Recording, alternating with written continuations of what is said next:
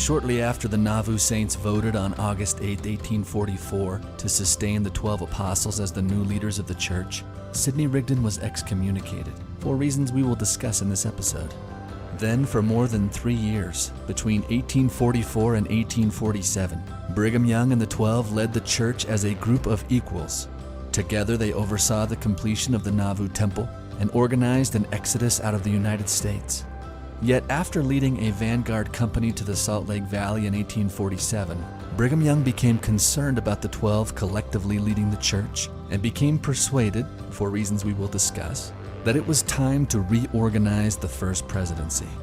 But his proposal was not uncontested by the 12, and so, in a spirited series of debates, with Orson Pratt leading the opposition, Brigham Young ultimately persuaded the majority of the 12 to reestablish the First Presidency, which officially took place on the 27th of December 1847 at the Kanesville Tabernacle in Council Bluffs, Iowa. In today's episode of Church History Matters, we dig into the intriguing details of all of this. I'm Scott Woodward, and my co-host is Casey Griffiths. And today, Casey and I dive into our 4th episode in this series about succession in the presidency. Now let's get into it.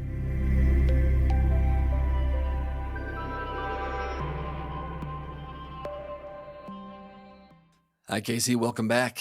Hi, Scott. Good to be here. Episode 4. Episode 4. Succession. Yeah. And I've got to say, this is delightful because normally I get to deal with this in one class period, but the ins and outs and the intricacies and having a little breathing room here to discuss some of the particulars about succession is really, really welcome. And I remember that's one of the reasons this entire podcast was born. You remember when we were driving between Nauvoo and someplace and we said, wouldn't it be cool if we could just take as much time as we wanted on the topics that we're forced in our classes to take only 1 hour on? Wouldn't that be amazing if we could just go until we feel satisfied? Yeah. And then consider it done and move on to the next topic. So this whole endeavor exists because you and I just can't shut up about church history, basically.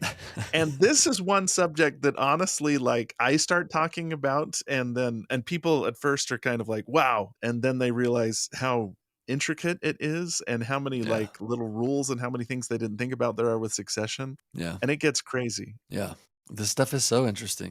A lot of things that we just take for granted today as members of the Church of Jesus Christ of Latter-day Saints about how succession proceeds was not always so, and in some ways was not inevitable, right? Mm-hmm. And we're going to kind of talk through some key decisions that were made that kind of set the precedent for how things happen today. There was some serious debate about how these things should go, and we'll get into a little bit of that today. So very excited. Yeah. So today we're talking about apostolic interregnums, and that's just a cool word to begin with first, interregnums. That's a cool word. But today, when a president of the church passes away, the transition's pretty smooth. Mm-hmm. I mean, honestly, they announce that the president of the church has passed away. They have the president of the church's funeral, and then as soon as they can, they gather together all the apostles, and they choose a new first presidency, and then we're off to the races. Yeah. That period between when there is a first presidency and then the president of the church dies and there's no first presidency, and then when the first presidency is reorganized, is officially called an apostolic interregnum.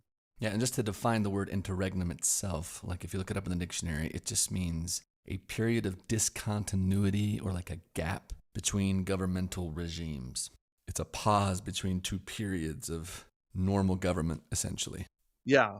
I think the last time this happened, it was 11 days, the apostolic interregnum.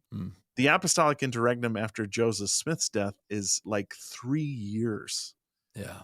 Because again, these things, they weren't ironed out. We didn't understand exactly how to do it. Decisions needed to be made to figure out how we wanted to do it going forward. Yeah. And so there is some human agency involved in this where the revelations are silent. So that's another layer of the interesting nature of this story. Yeah. And it kind of speaks to how God kind of, in some ways, gives us very specific directions.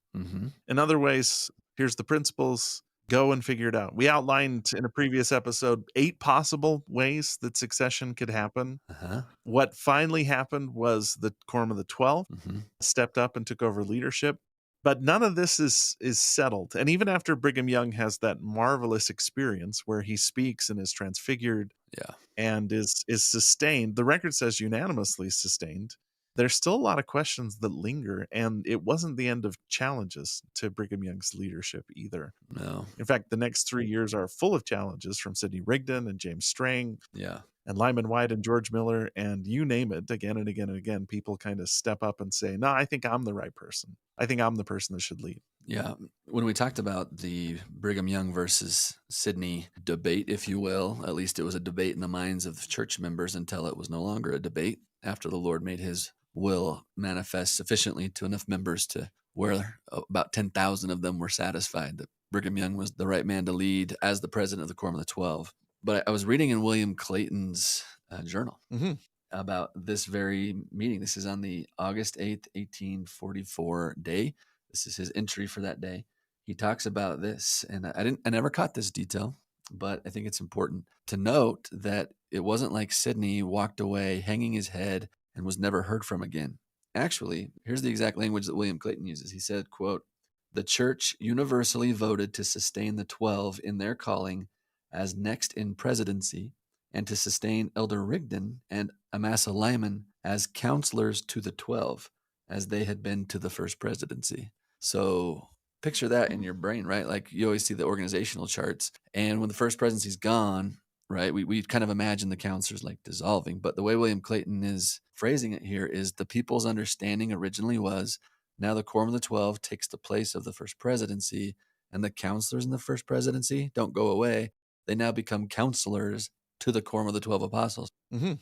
Right away, Sidney Rigdon was invited to come and work together with the Quorum of the 12. There wasn't, it seems from the record here, any animosity in Brigham Young's heart towards Sidney Rigdon. It was an invitation to come and join us and let's work together. Yeah, and that's another one of those nerdy topics from church history is that most people, I think, don't realize that Sidney Rigdon was never ordained an apostle. That is nerdy, but that's really important. Yes. Because today, the counselors in the First Presidency are apostles, and they're in the Quorum of the 12. Yes. And so when the First Presidency dissolves, they just automatically go back to the Quorum of the 12. But that's not how it worked in Joseph Smith's day. Yeah. Sidney Rigdon was never ordained an apostle. He was in the First Presidency. And so when the Quorum of the 12 decides to take over, what do you do with this guy? You know, they didn't want to just cast him off. Right. And so they set him and Amasa Lyman, who Amasa Lyman was a counselor in the First Presidency too. Yeah. They keep them around as counselors to the 12. Right. In fact, according to one account, Brigham Young said, "Rigdon is one with us." This is right after like the 12 were sustained. He says, "Rigdon is one with us. We want such men as Brother Rigdon. We will lift up his hand." So it starts out amicably. Is that fair to say? It starts out very amicably between them. Yeah. It doesn't stay that way for very long, but that is how it begins. And so we're going to talk about how the road gets rocky pretty quick today, but that's the beginning.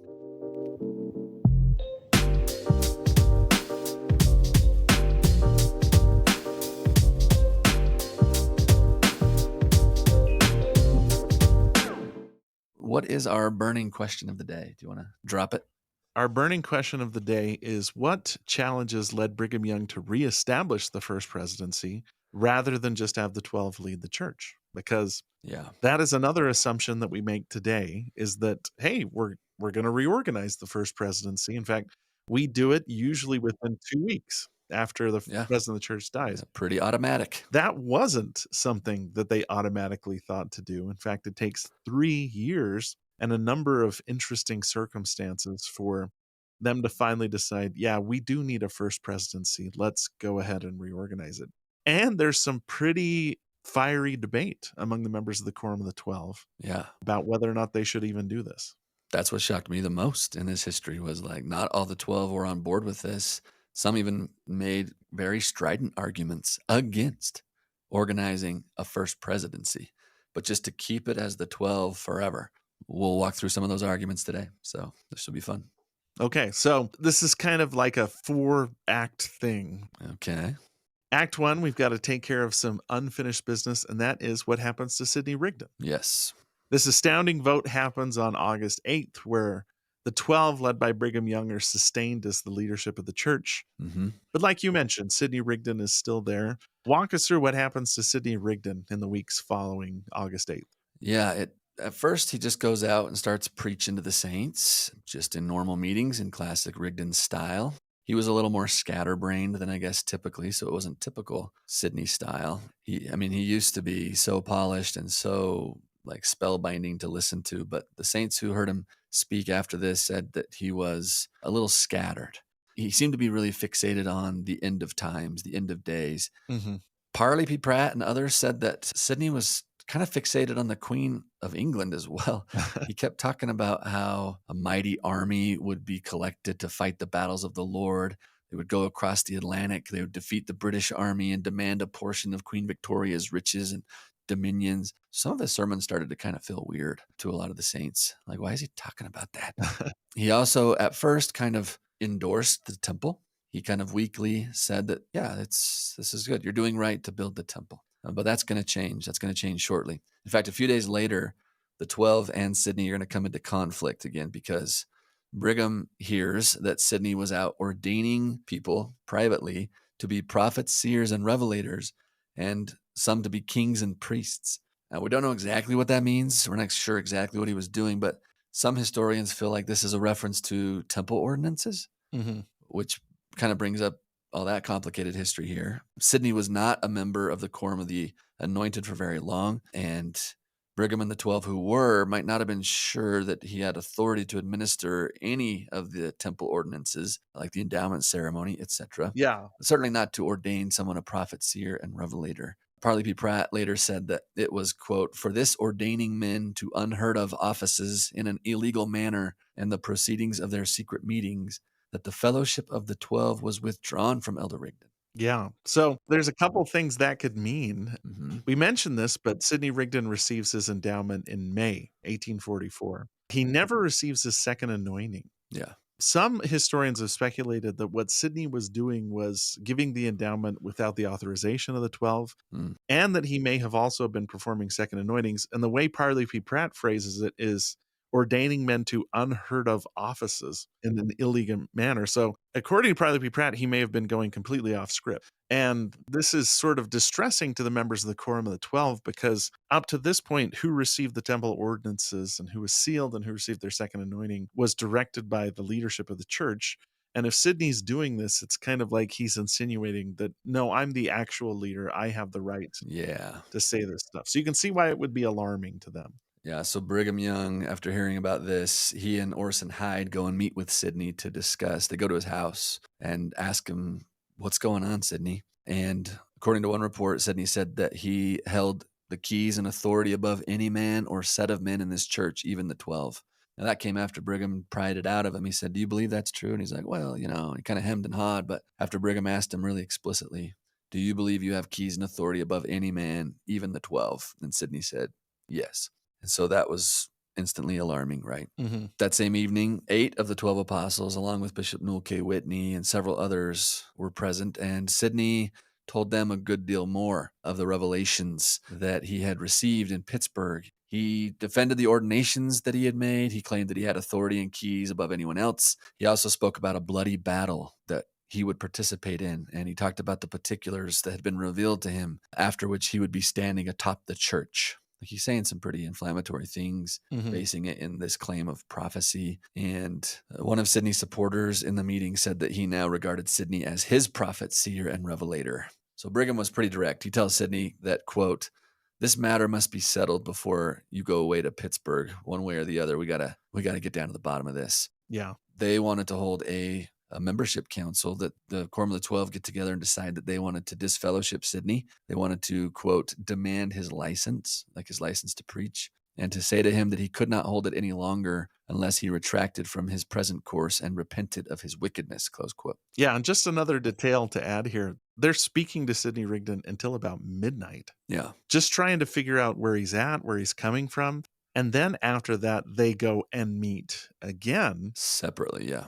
Yeah, to try and figure out what to do. That's where they decide, well, we need to take away his license because he's saying things that might undermine our leadership of the church. Yeah, so after having come to that determination, the 12 send Orson Hyde, Amasa Lyman, and Parley P. Pratt as a committee to go and confront Sidney and revoke his license. But as they did so, Sidney refused. He said, I didn't get my license from you, so you can't take it away.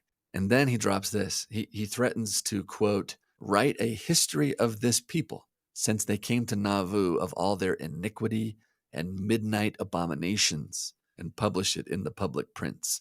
Probably some insinuation here about polygamy, right? Mm-hmm.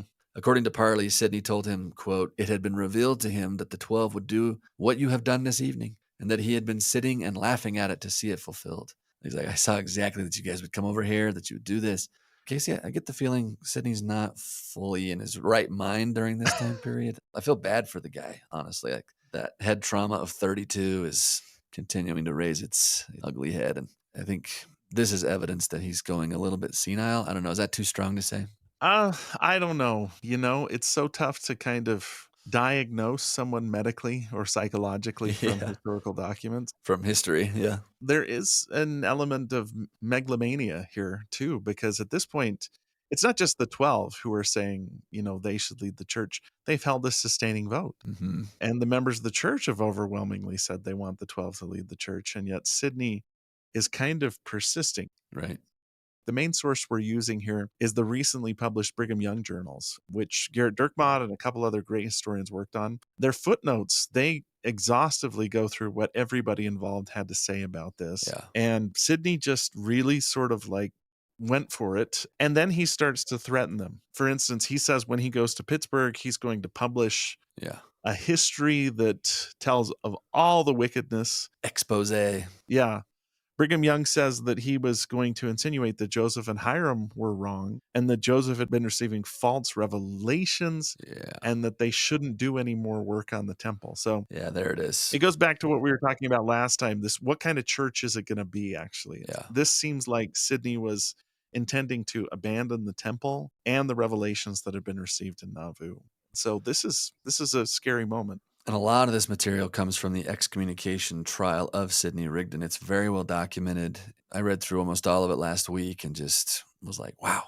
They had person after person coming to the stand and telling these stories and telling this is what happened. This is what he said to us. And then we went and confirmed with him, and he confirmed that that's exactly what he meant. And so reluctantly, after basically hearing his case and confirming that they understood him correctly, they held a gathering of saints. This would be an excommunication trial. There's an estimate of 7,000 saints who gathered at the temple in Nauvoo where this trial was held. Like, that's a very public meeting. This meeting lasts for about 5 hours. And according to George A. Smith, here's the official charges against Sidney. Quote, he was charged with ordaining unheard of offices and holding secret meetings, and in them attempting to lead away the saints to the Allegheny Mountains, and threatening to publish an exposure of the church, and declaring it had not been led by the Lord for a long time, meaning the church.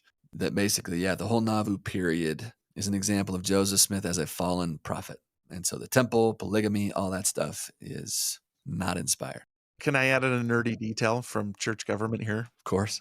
I just get excited, but the trial is not actually presided over by Brigham Young. Right. I mean, we wouldn't do this way today. This would be a private meeting. We wouldn't invite 7,000 of our closest friends. No. But this is a big deal, and they're still deciding the future of the church. And I just get a little thrilled because they actually follow the procedure in Section 107. Yes. Which is, if a member of the First Presidency is accused of transgression, it's not the president of the church that oversees the trial. It's the presiding bishop. Newell K. Whitney. Newell K. Whitney, the presiding bishop, is the one who oversees this.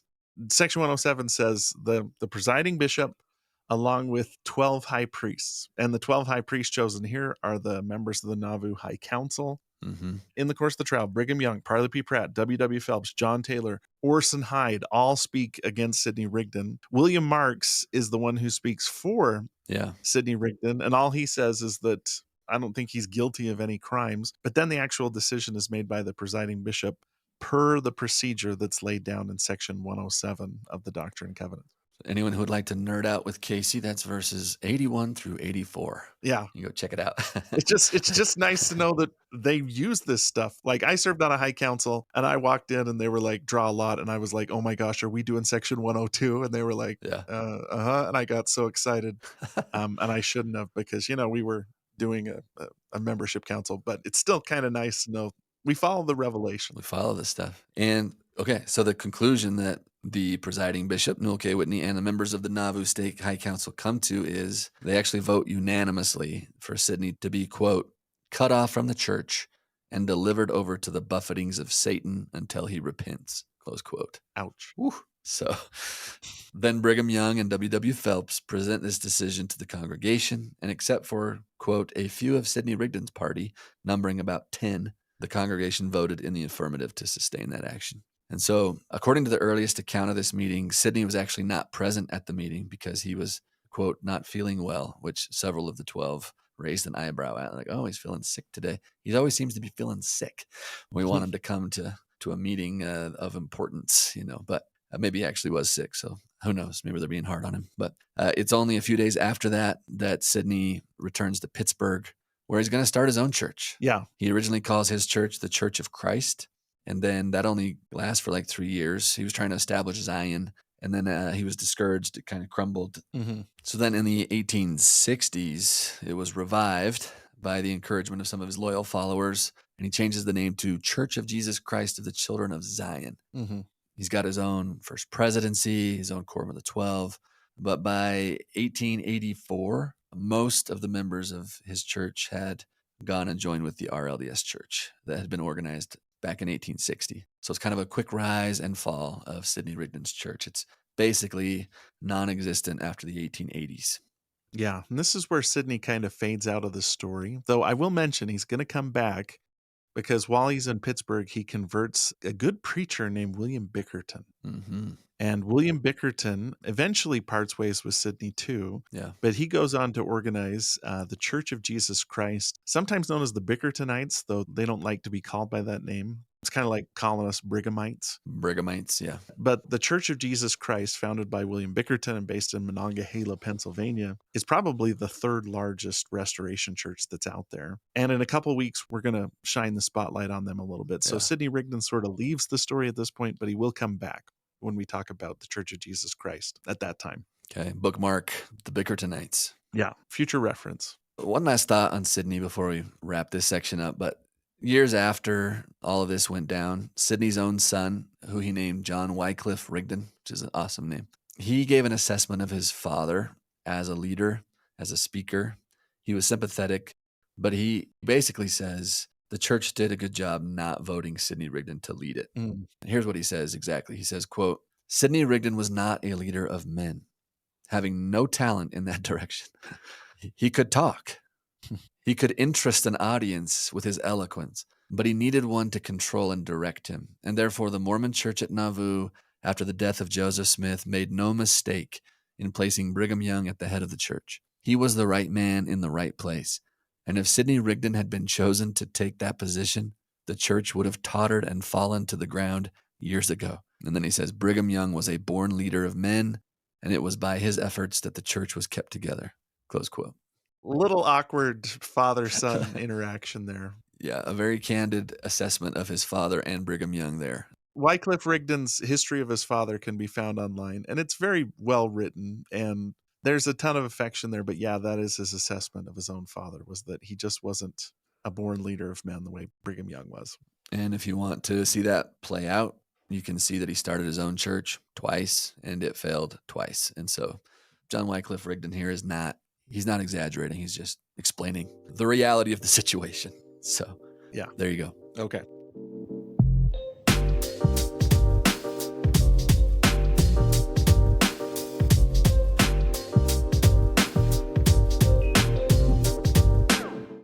Okay, so what's next, Casey? So what's next? Well, before we move on to the next major developments, We want to talk about Brigham Young as a leader, and there have been some interesting documents that have come forward recently. Most importantly, the Council of 50 Minutes, which were published in 2015. Mhm. We mentioned these before, but for a long time, they were unavailable to the public, even unavailable to researchers. Yeah. But in 2015, they were published as part of the Joseph Smith Papers Project. Mhm. Again, the Council of 50 is this organization that's set up in Nauvoo by Joseph Smith to manage his presidential campaign, Mhm. but also with higher intentions in mind. In the minutes, Joseph Smith literally says, like, the church is an ecclesiastical kingdom.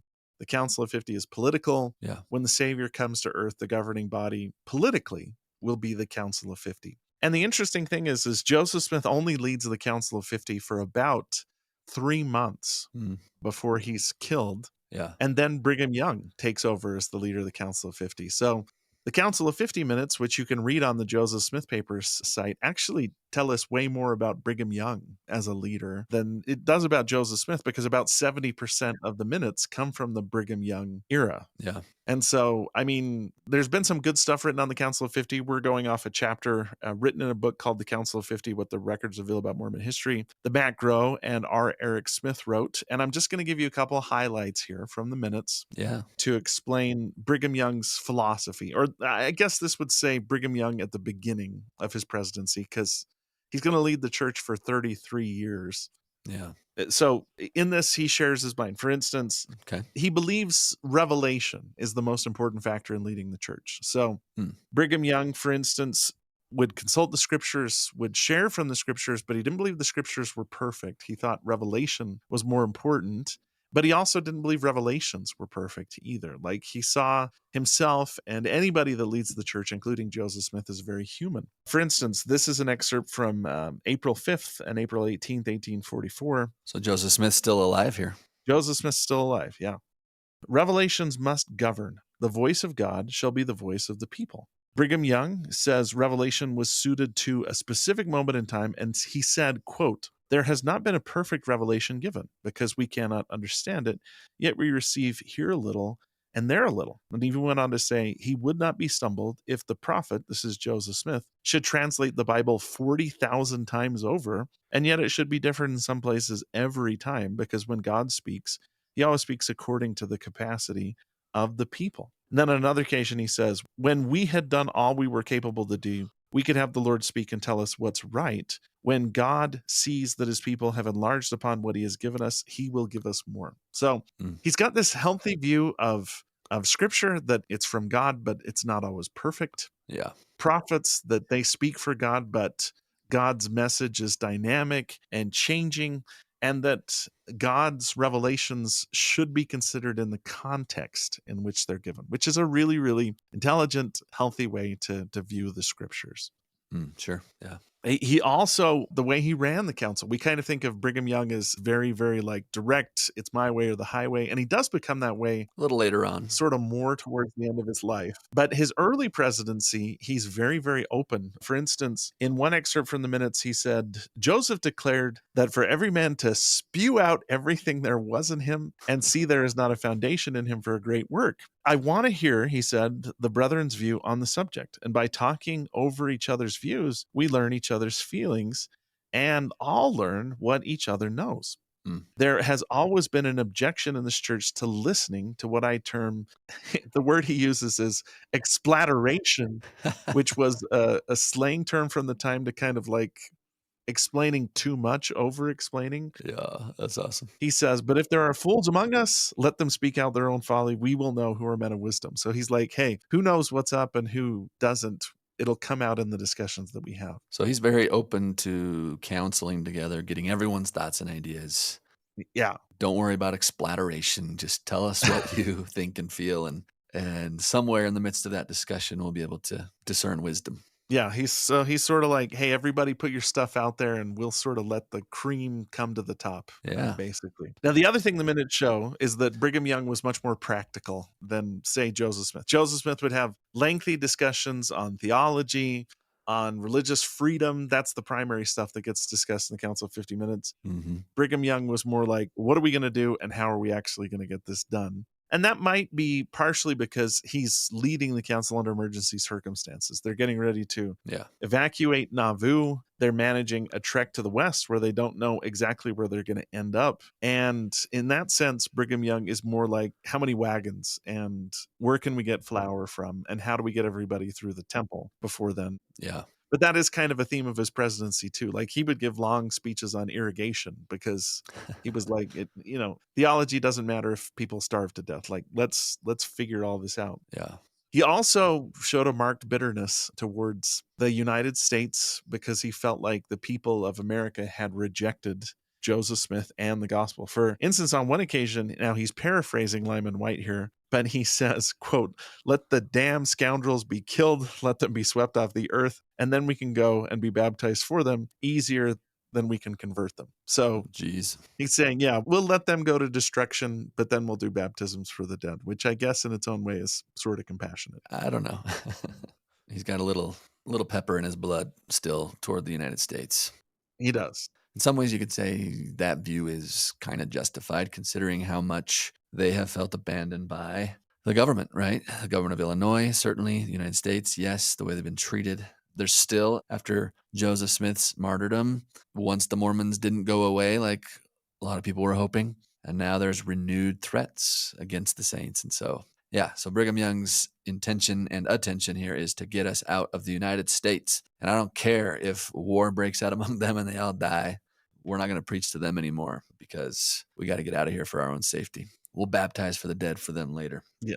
I see where he's coming from. Yeah, you can see his little window into his soul during this time. Yeah, so this kind of captures his character where part of him is this open discussion, everybody hear what they have to say, and part of him is like, on a practical level, we've got to get things done. I'm not going to worry about them anymore. Yeah.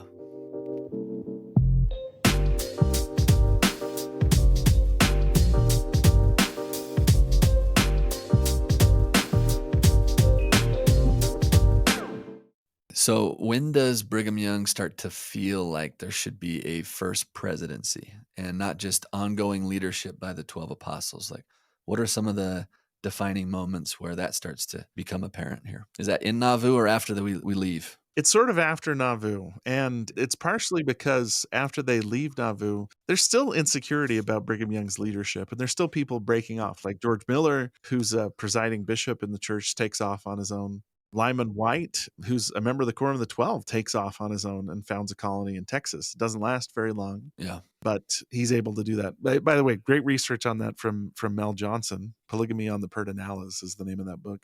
On the what? On the Pedernales? Yeah, Polygamy on the Pedernales. That's the river where Lyman White settles by. And okay, alliterative titles are always better for books. Definitely. I know I'm the author of 50 Relics of the Restoration. See how that was alliterative there too. Yeah. Okay. Double R's. So if we did a history this time, it could be exploration and the Exodus or something like that. That's right. That's right. Yeah. Bombastic Brigham Young's big ball of batches of. Now you're just explatterating. Yeah, I'm just explatterating. So we're going to work that back into the common parlance. Anyway, the first part of the Exodus, and we always think of the Exodus as being like expertly organized, totally taken care of. And it does get there eventually, but the first part's sort of a disaster. Like they cross Iowa. It's an unusually wet spring. Muddy, nasty. People are very disorganized leaving Nauvoo. And Brigham Young is frankly frustrated with how the whole thing happens. He wants to go all the way to the Salt Lake Valley the summer after they leave Nauvoo in 1846, but he gets outvoted by other members of the 12 who basically say, no, everybody's still too disorganized. So instead, everybody winds up in winter quarters, present day Nebraska, Iowa, and they spend a sort of miserable winter there. But in that winter, Brigham Young receives a revelation. It's his only revelation that's canonized in the Doctrine and Covenants, the Word and Will of the Lord, Doctrine and Covenants, section 136. And that seems to be the start of him saying, you know what? If I'm going to lead the church, I'm going to lead the church. I've got to do what Joseph Smith did. I've got to receive revelation. I've got to be maybe a little bit more forceful because we're living in emergency conditions here. And a lot of times when he starts to assert the need for a first presidency, it comes back to the fact that he sees church leaders sort of ignoring that revelation that he received at winter quarters, the word and will of the Lord, as he calls it. Yeah. Isn't there kind of a blow up between him and Parley P. Pratt? Yeah. As Parley's headed toward the Salt Lake Valley after Brigham Young's first trip there. Yeah. So let me set you up here and then we'll go into this. There's two big council meetings. One's called the Prairie Council that kind of happens spontaneously, and the Kanesville Council, which happens because of the Prairie Council. So most people know the story that Brigham Young leads the Vanguard Company to the Salt Lake Valley. He takes a significant number of members of the Quorum of the 12 with him, but there's two notable exceptions that don't go. That's John Taylor and Parley P. Pratt, who are totally best friends, and they've been on a mission to England, and when they come back, Brigham Young's like, we're going to the Salt Lake Valley. They say, we're not going to go with you. Oh, why not? I mean, they'd really just gotten back, and they needed to sort of look to their families. They weren't organized. They weren't ready to go, basically. And so Brigham Young takes off and takes the Vanguard Company, which is a small group of people, kind of a lean, mean setup. Just, we'll find the valley, we'll come back and report to you. Yeah. And he does. Like, he makes it to the valley. The valley looks like it's going to be a suitable place. It's still where church headquarters is. And he only spends about 3 weeks in the valley before it's like, okay, we got to get back to winter quarters. Yeah. And when we get back to winter quarters, we'll tell everybody, and then we organize. Then the exodus really begins. The Vanguard Company's found it. Yeah. However, on his way out of the valley, he runs into a huge wagon train. Like, Brigham Young's Vanguard Company is less than 200 people. On his way out of the valley, when he gets to Wyoming or so, he runs into Parley P. Pratt and John Taylor, who are leading a wagon train of about 1,500 people. Whoa. And this really sets off Brigham Young. Why?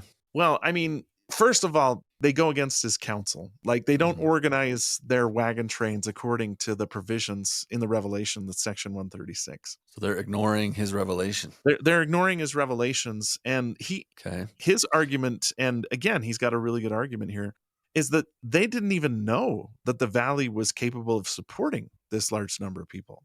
The Vanguard Company was small enough that if they got there and the valley was not going to work, they could get everybody back with ample supplies. Parley and John bring over 1,000 people, and they don't know if the valley can support that many people, and they leave really late in the year too. So Brigham Young runs into them in September. About 10 years after this, when the handcart disaster happens, it's clear that leaving to go to the valley too late in the year is not a great idea. Yeah. But it seems like the thing that bugs him the most is that they don't follow the council in section 136 to look after the poor as well. And so we've got extensive notes of what happened here. Wilford Woodruff calls this, quote, one of the most interesting councils ever held together on the earth. It takes place high on the plateau of the Big and Little Sandy Rivers west of South Pass. And I mean, it's mostly Brigham Young and Parley P. Pratt talking to each other very directly and very frankly. And Brigham Young starts out by saying, why didn't you follow the revelation? Why didn't you follow section 136, the word and will of the Lord? And Parley says, well, because so many people wanted to come. He said, I didn't join your company because I didn't feel like it was my duty to do so.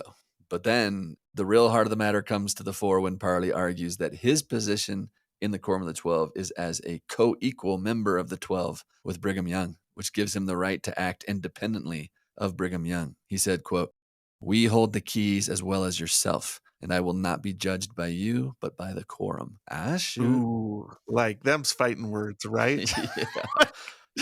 You got to admire Parley P. Pratt's guts, because I wouldn't talk to Brigham Young this way. And by the way, we have extensive notes from this meeting. We know the whole conversation pretty much written down. Brigham Young looks at him and says, our companies were perfectly organized. In other words, we followed the council in section 136. Why should our whole winter's work be set at naught? Every man knew what they should do when they got to the horn. There was the president to appoint who should lead. This is all disarranged and disannulled. When the Quorum of the 12 do a thing, it is not in the power of two of them, meaning Parley P. Pratt and John Taylor, to rip it up. So Brigham Young is saying, we're all apostles here, but I'm the presiding apostle. And you two just went off the reservation and decided to do what you wanted to do. And to Parley's everlasting credit, this is his response. If I have done wrong, I am willing to repent. Good job. Good job, Parley. Parley's awesome. And Brigham Young responds, you had no business to control, alter, or direct our organization. We wanted you to bring part of your family with the Pioneer Camp and leave the rest the same as we did. In other words, I didn't do it this way. I didn't pack up everybody that I knew. I knew I had to travel light and fast. Yeah. He says, if you had done right, you would have come into the organization and would have been assisted. Like the vanguard. Is he talking about the vanguard? Yeah, he's talking about if you would have come on the vanguard, you would have seen what we were trying to do. Yeah. He said this, I know you've had a hard time and you've brought it on yourself. We've got a machine moving and it's not your business to stick your hands among the cogs and stop the wheel. Yeah, we've got a good thing going here, Casey, where you read Brigham. So you're Parley and I'm Brigham. Okay, yeah. I'll keep going with Parley. So then Parley says, I've done the best I could. You said I could have done better. If I'm to blame in it, if I've done wrong, if I'm guilty of an error, I'm sorry for it. I would lead them to the 12. That was my goal. I wanted to lead these people to the 12. I'm willing that all the camp should know that I've done wrong and that I repent. I'm willing to confess that I did wrong. Am I forgiven, Brigham? And Brigham says, I forgive you. If I don't do right, I want every man so to live in the sunshine of glory to correct me when I'm wrong. Ooh. I feel bowed down to the grave with the burden of this great people. And if a president of the quorum does not do right, put him down and put another in his place. Parley, you did know about the divisions, and it was to get the poor, the halt, the lame, and the blind. Ooh. And then Parley says, it was at the last moment that we organized and had not time to organize them, meaning the poor, halt, and lame and blind, I think. Yeah. I acknowledge the error, but I did the best I could, Brigham. Close quote. That's the exchange, essentially. It kind of captures the whole gist of the argument, which is Brigham Young is insisting they need to follow the organization and the revelation. But at the end, he finally reveals what's really bugging him here, which is the Iowa trek was a disaster because they didn't help the poor. They didn't assist people that didn't have the resources. Yeah. And Brigham's trying to get them to remember their temple covenants of consecration where, hey, we got to help everybody that's out there. And his feeling is when John Taylor and Parley P. Pratt said, hey, anybody that's ready and wants to go, let's go, left behind people that weren't ready to go and took the strongest away from the weakest, which makes Brigham's job to get everybody to the valley, the strong and the weak together, even harder. And so I'm with Brigham here. Like, I mean, yeah, sometimes he's a little bit heavy-handed, more direct. Yeah.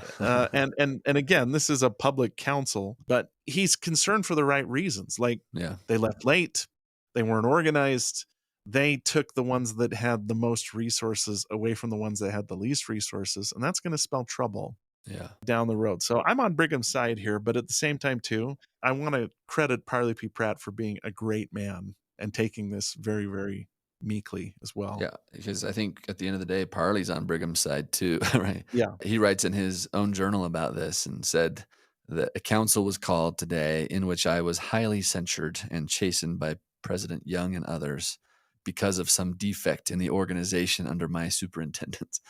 And then he said, I no doubt deserve this chastisement, and I humbled myself, acknowledged my faults and errors, and asked forgiveness. I was frankly forgiven, and bidding each other farewell, each company passed on their way.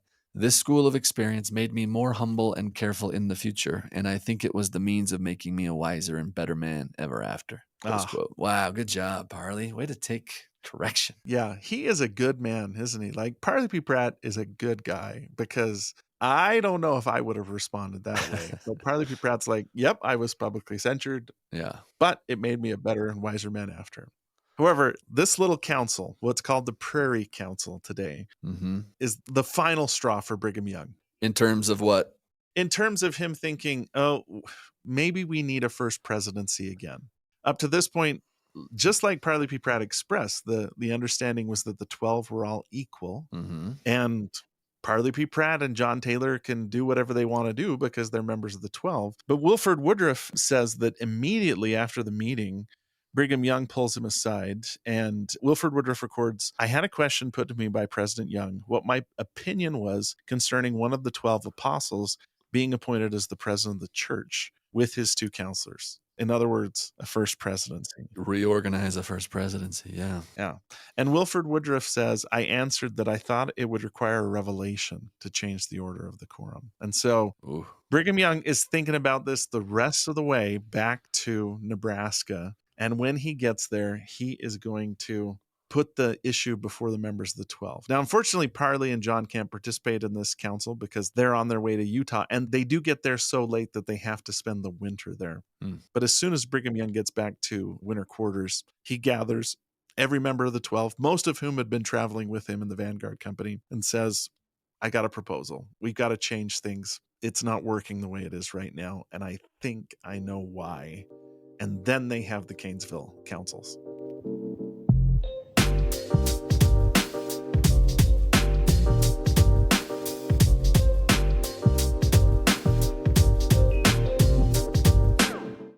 The Kanesville Council. Okay, so what does the Quorum of the 12 think about Brigham Young's proposal in Kanesville to reorganize the First Presidency? It's interesting because it seems like at first most of them are opposed to it. Yeah.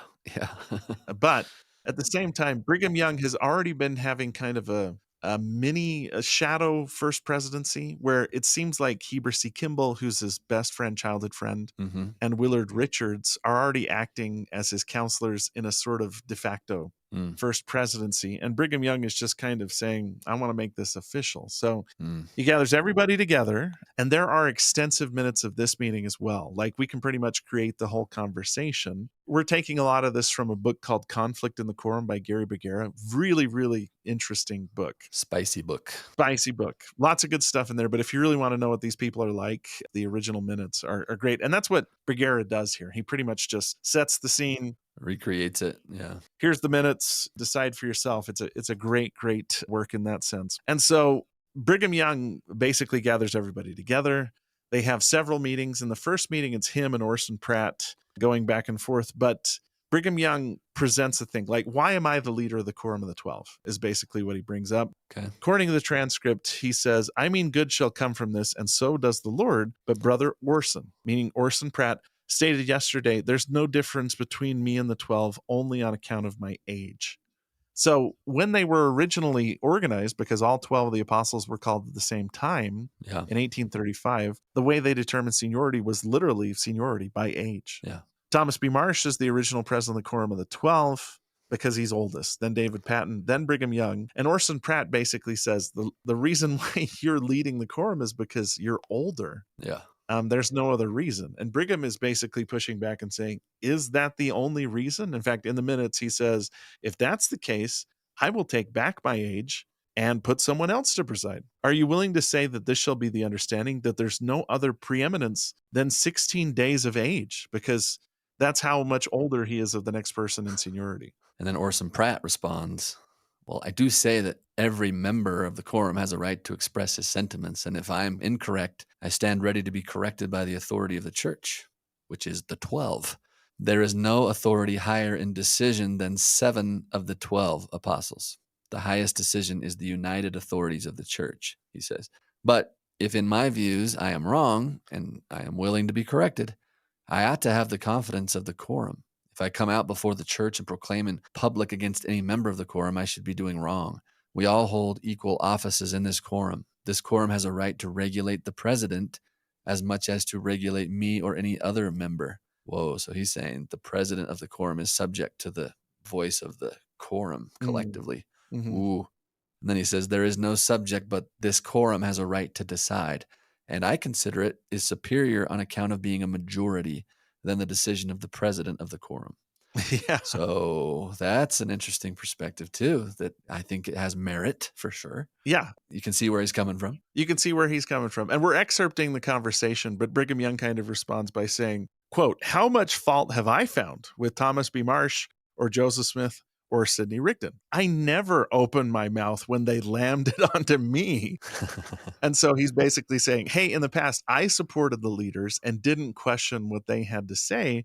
Then he says, if my lot is to preside over the church and I am the head of the quorum, I am the mouthpiece and you were the belly. You are the belly. Yeah, we're all part of the body of Christ, but I speak and you guys kind of... You digest. You digest, yeah. Wow. So then Orson Pratt responds and says, well, I consider that the regulating power lies in the quorum.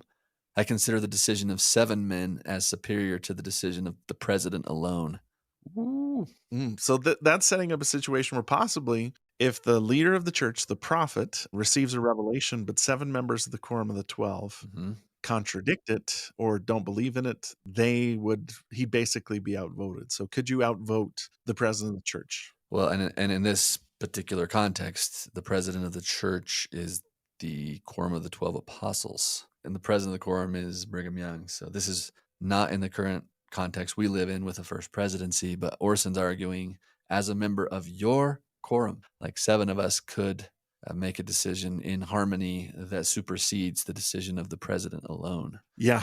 And how does Brigham respond to that? Brigham Young responds and says, I believe when the president speaks, if he was absolutely wrong, God would disown him, and the church would disown him too, has been the right to say, if I receive the will and mind of the Lord, that it is wrong.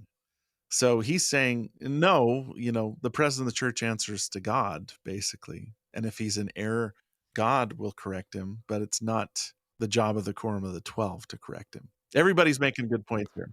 Orson retorts, well, I say that the decision of 7 men would be right. They would not decide that a thing is a revelation if it's not a revelation. So I trust the discernment of the 7 together as to whether or not the president of the quorum is speaking a revelation or not.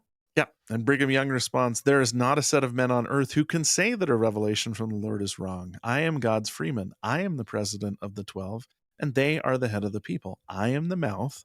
I will say as I please and do as I please if I am right. And then he goes on to say, which is better, to untie the feet of the 12 and let them go to the nations, or always keep the 7 at home? Okay, this is actually a good point for Brigham Young. This is a good point he's making. Yes. Point Brigham Young. Boom. Yes. Because section 107, which lays out the roles of the First Presidency and the 12, actually says the 12 are supposed to be traveling all the time. Their job is to be special witnesses of Christ to all the nation. Yeah. And the First Presidency, the 3, their job is to preside. And Brigham's basically saying, hey, I want to set the 12 loose. Yeah. It's not going to be your job to stay here. And under your system, Orson, the 12 would just stay at home. Yeah, because you'd always need at least 7. You'd always need at least 7 people to make any decision, basically. He's saying, nope, it's supposed to be 3 people that preside at home and make decisions while the 12 go out and spread the gospel and organize the kingdom in all the world. So I think this is a point for Brigham Young. He's clearly the one that's being more scriptural here. To which Orson Pratt responds, well, it's my feelings there should not be a 3-member First Presidency, but the 12 be the First Presidency. Oh, he's also kind of hearkening to D&C 107 right there, isn't he? Verse 24. Yeah, yeah. Then he makes a pretty good scriptural argument back too. Here he says, in the ancient order, there was no 3 in a First Presidency. Neither were there any high councils, right? Because Jesus organized 12 apostles, but then Peter, James, and John acted as 3, but they were part of the 12. They weren't a separate thing. There wasn't Peter, James, and John, and then underneath them, 12 more apostles. There were just 12 apostles. Yeah. And there was no 3 in the First Presidency. There was just a group that led called the 12 apostles. Yeah, so like the 3 should stay in the First Presidency, which weirdly enough is actually this is how the Church of Jesus Christ, the Bickertonite Church we mentioned earlier, this is how they do it. What do you mean they stay in the First Presidency? So they have a quorum of the 12, but their First Presidency are 3 members of the 12 who are still part of the 12. They're not separate from the 12 like we do it. 3 of the 12. Yeah. Okay. Which I'm going to go on a limb and say, I think our system where we have a separate First Presidency from the 12 lines up with what Section 107 says better. But their system lines up better with the New Testament. Yeah. But I think the New Testament is sufficiently vague and the Doctrine and Covenants is specific enough that I'm going with the Doctrine and Covenants. And to your point, the one is more recent, right? Section 107 is more recent. I think they're both adequate systems, but the D&C 107 should trump is what you're saying. Yeah, and the New Testament sort of infers that this is the way it is. It doesn't actually say this is the way it is. Section 107 directly declares this is the way it is. There's 3 presiding high priests.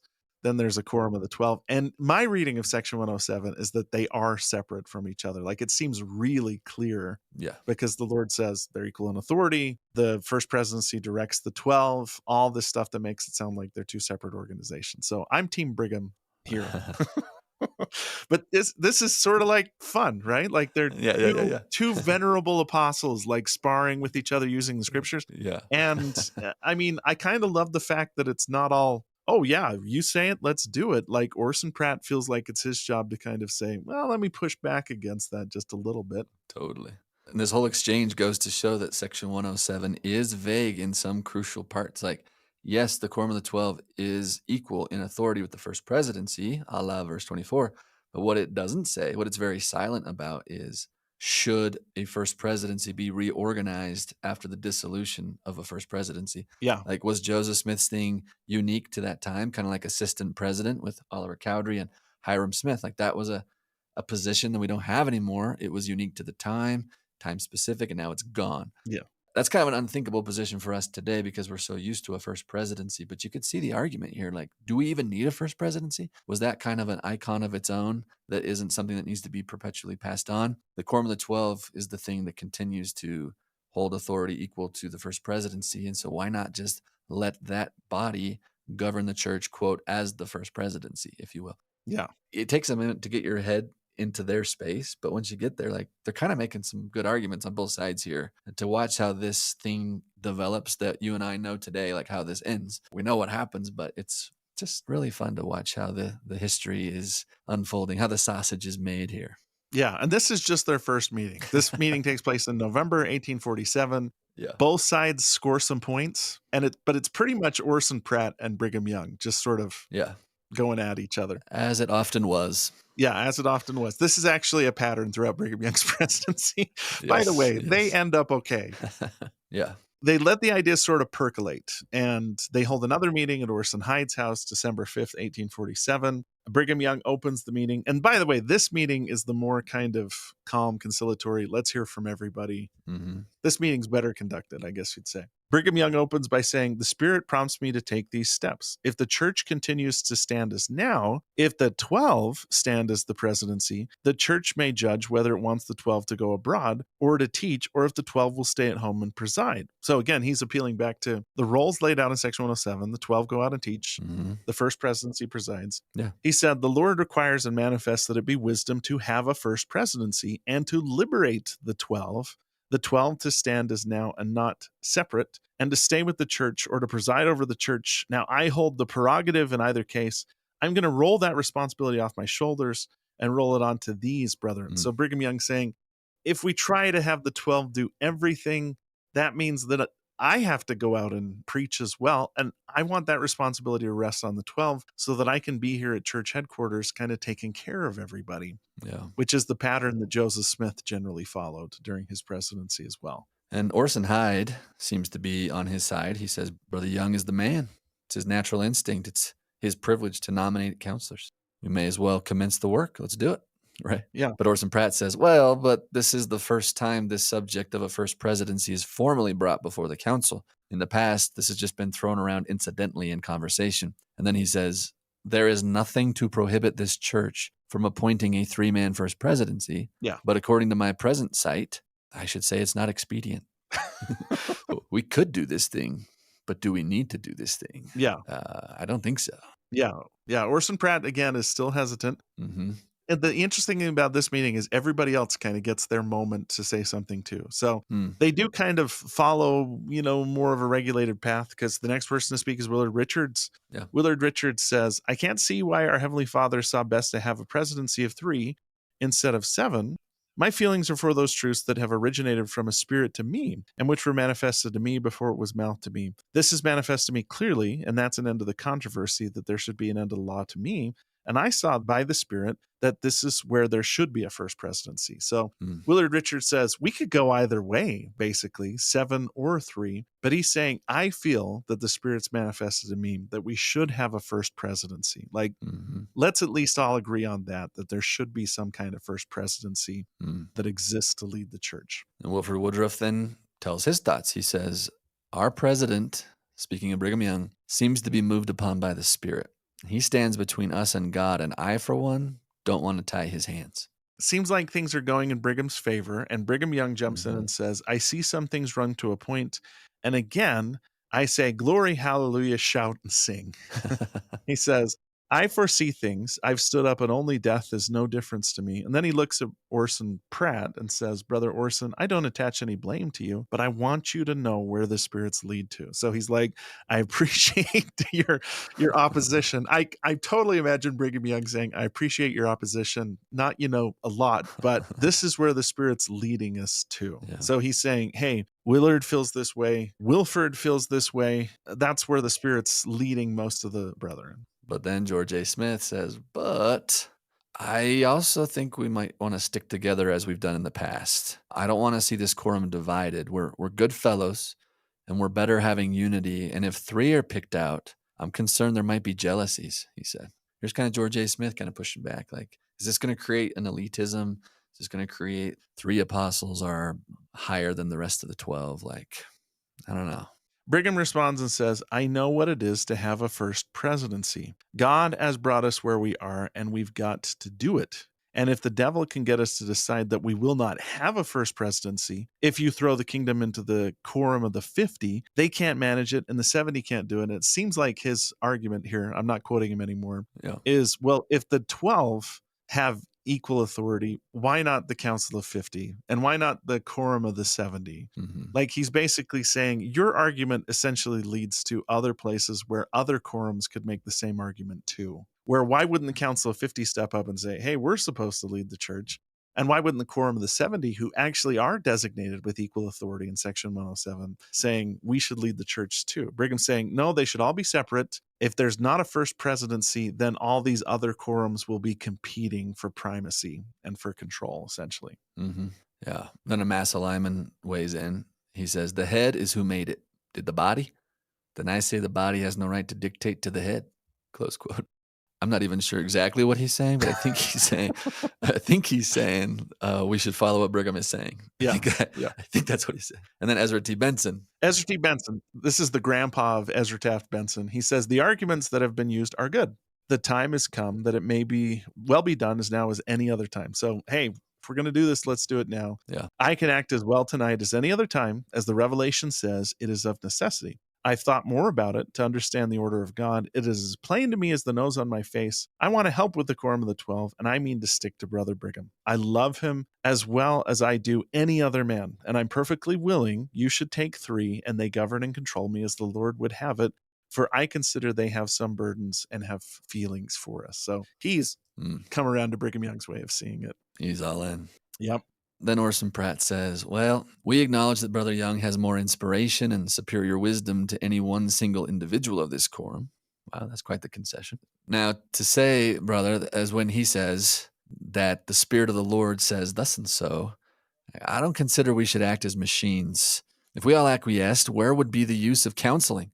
If a man supposes he has the Spirit of God and the others unitedly think he's mistaken, I feel they overrule the first. I do not acquiesce with the sentiments of Brother Amasa.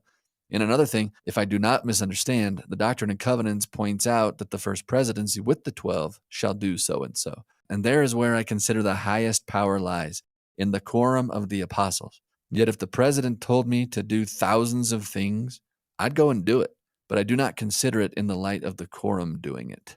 Okay, so let me digest that. So it sounds like he's saying, if we're going to appoint a president who is going to dictate what the Spirit tells him, and then we're just going to act like a bunch of machines, then what's the use of having a council? Yeah.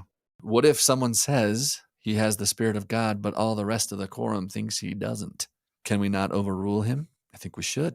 Mm-hmm. Now, I'm happy to do whatever the president asks me to do, but I wouldn't consider it as binding as if the entire quorum is asking me to do it. Mm-hmm. So he's kind of sticking to his guns, even though it seems like the quorum is starting to stack against him here. I think he still has a really good point, though, right? Because I guess what he's arguing for is a check and balance on someone claiming inspiration who may not actually have it. As you and I have talked about, Casey, this is going to play out with the priesthood ban, the priesthood and temple ban. Yeah. That's a dangerous example here of not counseling together and therefore, just dictating what he thought about the matter and how that kind of catches steam over time and then becomes precedent upon precedent, which then hardens into a policy. And then we've got 100 plus years of problematic policy toward Black Africans in terms of their ability to be ordained to the priesthood and have temple ordinances. And so I'm just stepping back here for a second and wondering if Orson Pratt's wisdom here could have prevailed it may have looked something like saying, well, Brigham, that's an interesting thought about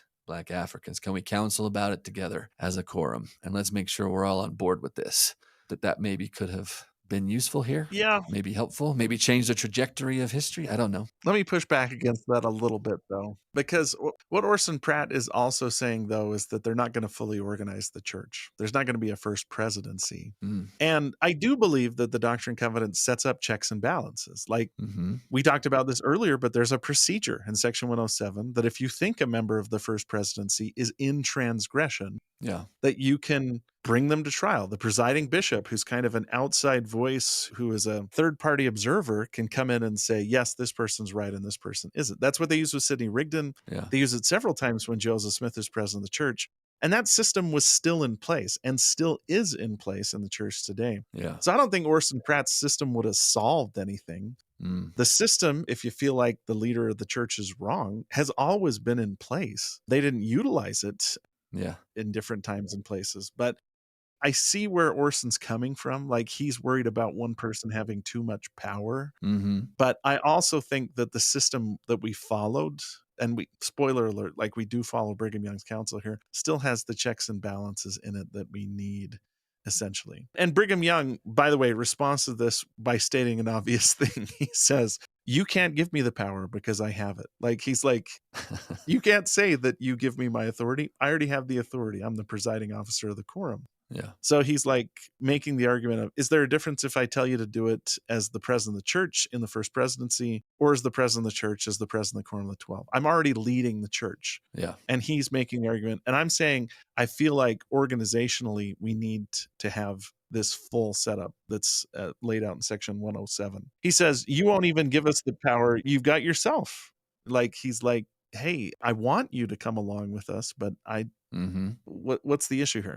And then he makes this argument. He says, I want to advance. You want your mind to expand wide as eternity. Like you want to talk about this to death. He said, we must either ascend or descend. Now's the time to take another stride. So Brigham Young just lays it out and basically says, I think this is the next step forward. I know you want to talk about it for a really long time, but I just think we've got to make a decision.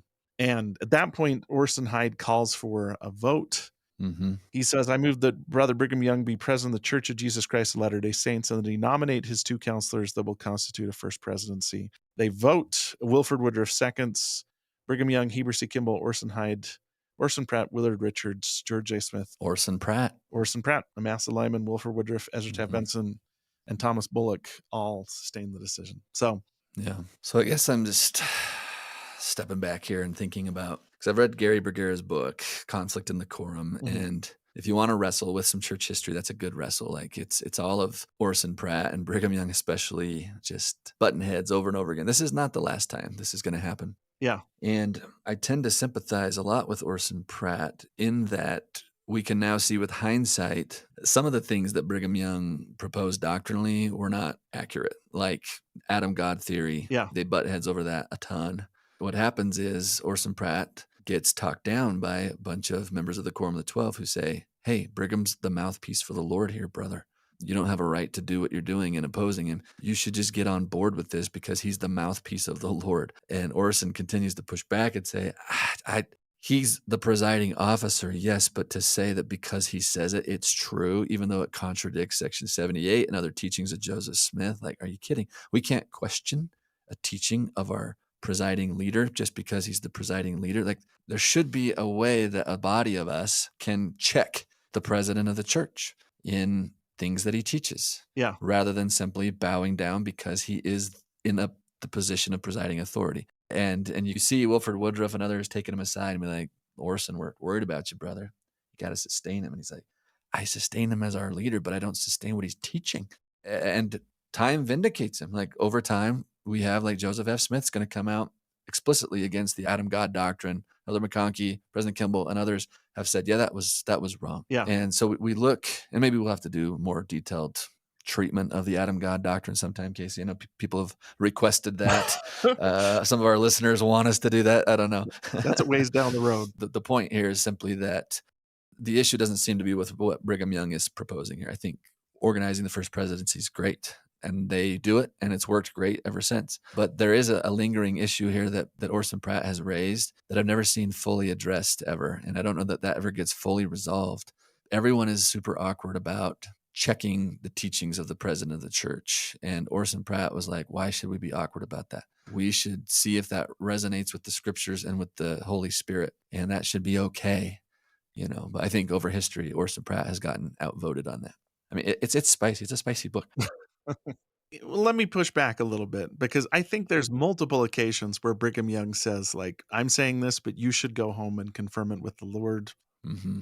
The very fact that Orson Pratt wasn't like kicked out of the quorum of the 12 or excommunicated from the church means that Brigham Young saw the value in his role. Yeah. And I mean, my overall feeling after reading this whole thing is I'm prepping the outline as I sat back and I was like, I love these guys. Like, Yeah.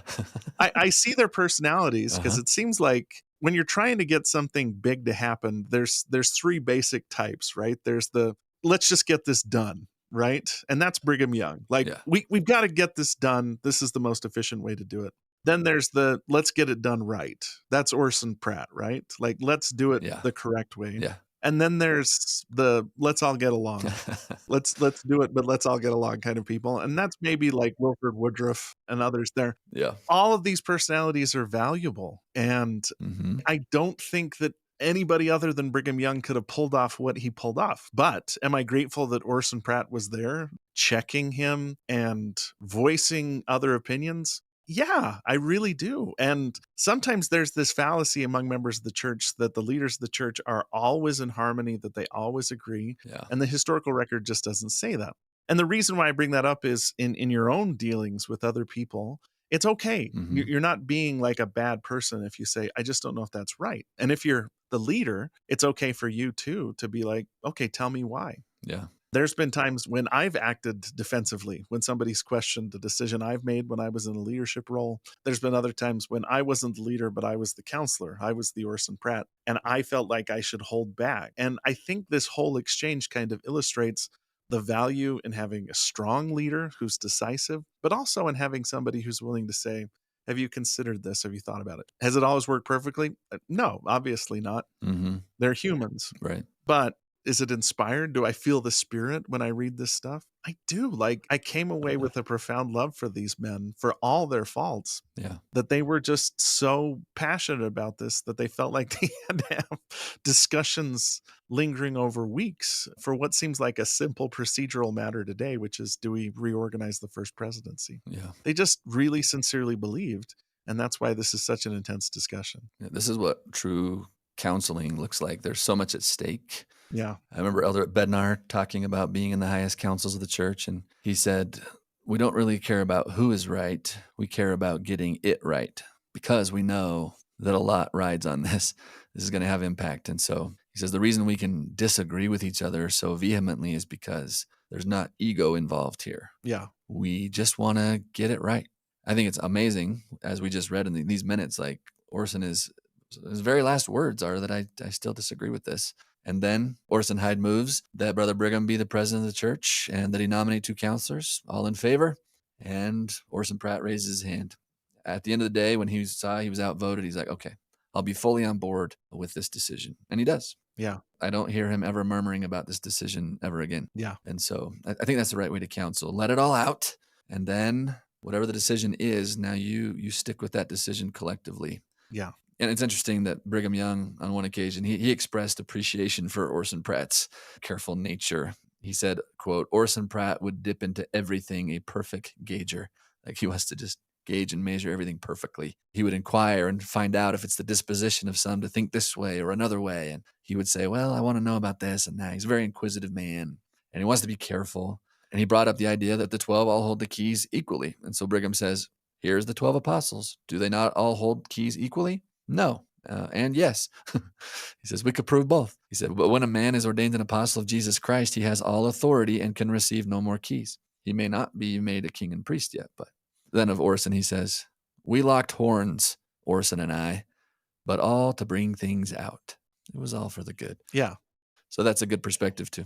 I love that it was all to bring things out. Like he's saying, the inspiration came in the discussion. And I've seen this happen again and again Yeah. when I've been involved in councils, in that sometimes the fireworks are the point, right? That we discuss things and we're passionate about it, and the Lord gives us revelation through that. Like revelation isn't always just a pillar of light Yeah. coming down. Sometimes it's hearing the voice of somebody else, considering all the alternatives, Yep. and then making a decision and moving forward in faith. So I love these guys. Yeah. Me too. And this sets a really important precedent, right? This sets the pattern that there's now a first presidency separate from the 12 that will be established after the death of the president of the church. That's a big deal. Yeah. This discussion we just reviewed today set the pattern that's still followed in the church today. Yeah. Even though we still have apostolic interregnums, they're just now a lot shorter. Yeah. And so this is another one of the pieces of the puzzle. The senior apostle becomes the leader of the church. Next piece of the puzzle, the first presidency needs to be reorganized after an apostolic interregnum. But there's still other questions that linger, like so many things they had to work out. Yeah. Some of these are worked out during Brigham Young's presidency, as we'll talk about next time. And some of them are worked out after Brigham Young passes away. And that's what we're going to kind of continue to go through in the next few episodes. So this has been a good discussion. And you and I are modeling this, right? Because Scott, sometimes you're so wrong. And I just want you to like kowtow and agree with me. Well, it's okay to lock horns. We're just bringing all things out. We're just bringing all things out. And sometimes I'm wrong, and I'm grateful when you correct me as well. So I'm grateful for good people like you that offer correction or alternatives. So likewise, I think there's value in the back and forth. I think engaging about this, even if at the end of the discussion you don't agree with one another still, I think what's remarkable is that it shows that we care about it deeply, right? Yeah. Anyone who wants to engage about anything like this, like policy of the church, doctrine of the church, history in the church, like the fact that you care enough to want to get into the details and to form an opinion and then to defend it, like, good job. Yeah. That means you care about it, you love it, and it matters to you. And that's what we believe on this podcast, Casey. We believe that church history matters. Oh, way to go. You got the title. See what I did there? Well done. Yeah. Well done. All right. Until next time, Scott. Okay, we'll see you next time. More drama to come. More drama. Thank you for listening to this episode of Church History Matters. Join us next week as Casey and I discuss what, at one time, was a controversial issue regarding succession in the presidency, namely how to determine seniority in the Quorum of the 12. We'll dig specifically into Brigham Young's consequential final shuffling of the order of seniority in the 12, which directly impacted who became his successor, as well as the resolution in the year 1900 to the question about how those men who were ordained apostles but not brought into the Quorum of the 12 factor into this issue of succession. If you're enjoying Church History Matters, we'd appreciate it if you could take a moment to subscribe, rate, review, and comment on the podcast. That makes us easier to find. Today's episode was produced by Scott Woodward and edited by Nick Galletti and Scott Woodward, with show notes and transcript by Gabe Davis. Church History Matters is a podcast of Scripture Central, a nonprofit which exists to help build enduring faith in Jesus Christ by making Latter-day Saints Scripture and church history accessible, comprehensible, and defensible to people everywhere. For more resources to enhance your gospel study, go to scripturecentral.org, where everything is available for free because of the generous donations of people like you. And while we try very hard to be historically and doctrinally accurate in what we say on this podcast, please remember that all views expressed in this and every episode are our views alone and do not necessarily reflect the views of Scripture Central or the Church of Jesus Christ of Latter-day Saints. As always, thank you so much for being a part of this with us.